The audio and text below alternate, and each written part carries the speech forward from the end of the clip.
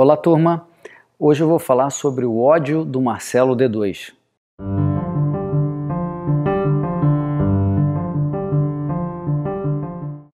Pessoal, o Marcelo D2 defendeu na semana passada que todos da direita liberal sejam demarcados à faca em suas testas com uma suástica.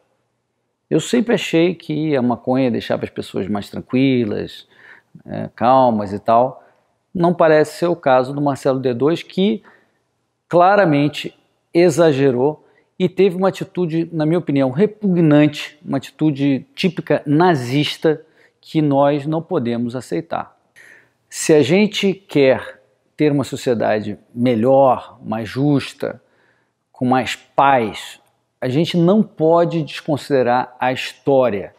Os judeus, há muitos séculos, são estigmatizados. Desde a Idade Média já se marcavam os judeus com vestimentas, emblemas, etc. E na Segunda Guerra, antes da Segunda Guerra, logo que os nazistas subiram ao poder, eles determinaram que todo judeu utilizasse em sua roupa uma estrela amarela de 6 pontas, escrito judeu no meio, para que eles fossem discriminados, humilhados publicamente e estigmatizados, e isso durante alguns anos acabou permitindo a tal solução final que foi o genocídio dos judeus.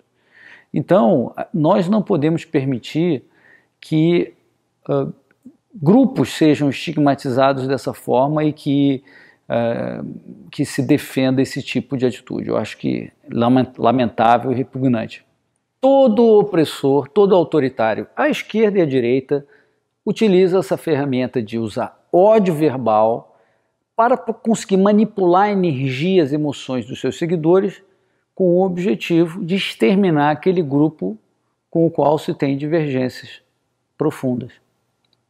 O Marcelo D2, ele tem mais de 1 milhão de seguidores no Twitter, que é onde ele fez essa afirmação da suástica.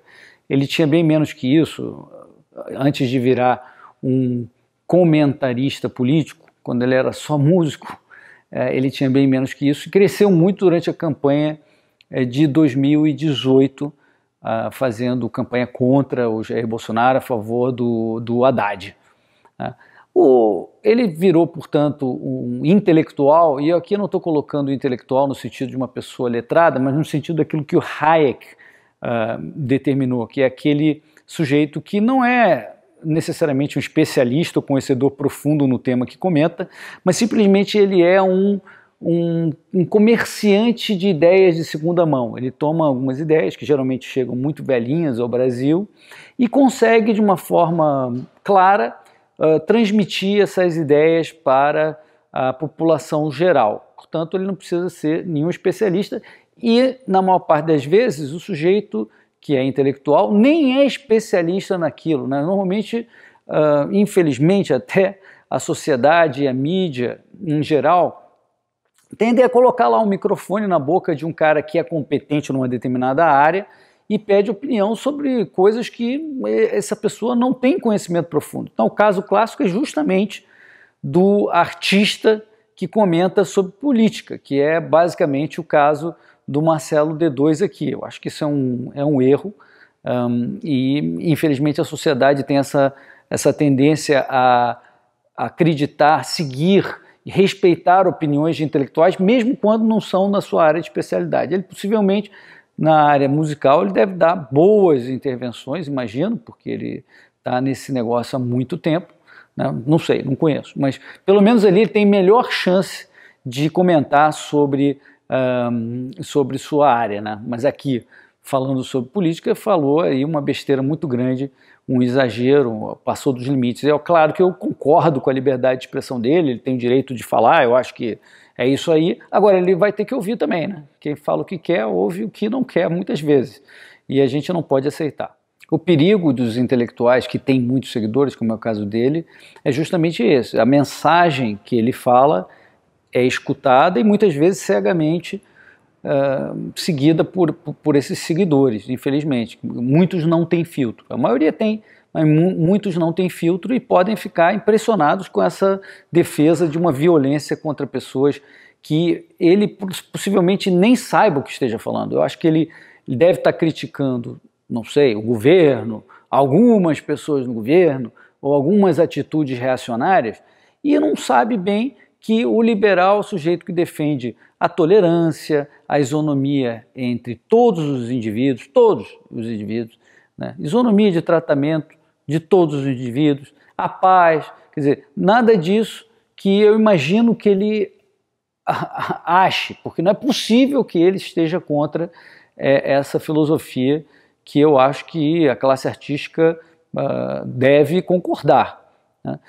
O Marcelo, o melhor trabalho dele que eu conhecia lá de trás, 2003, A Procura da Batida Perfeita, né? O processo de procura da batida perfeita. Aliás, a música é muito boa, baseada numa batida de bossa nova bem tradicional, que ele faz um sampling. Aliás, essa é outra coisa, né? Sampling, pela regra de hoje, é muito complicado de se fazer, porque você tem que pedir autorização de cada uma das fontes das quais você usou, etc.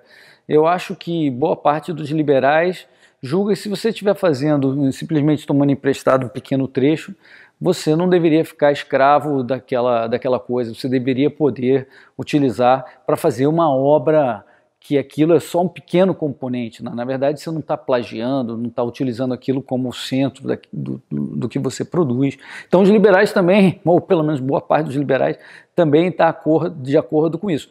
Mas voltando à procura da batida perfeita, ele ali defende a atitude de fazer o bem, né, de respeito, etc. Faz parte o sujeito da música, né, o sujeito daquela canção defende isso, né? Imagino que o Marcelo estivesse ali refletindo o seu pensamento, né? E no último trabalho dele, que é Amar é para os Fortes, é justamente a interpretação dele sobre esse amor ao próximo, né?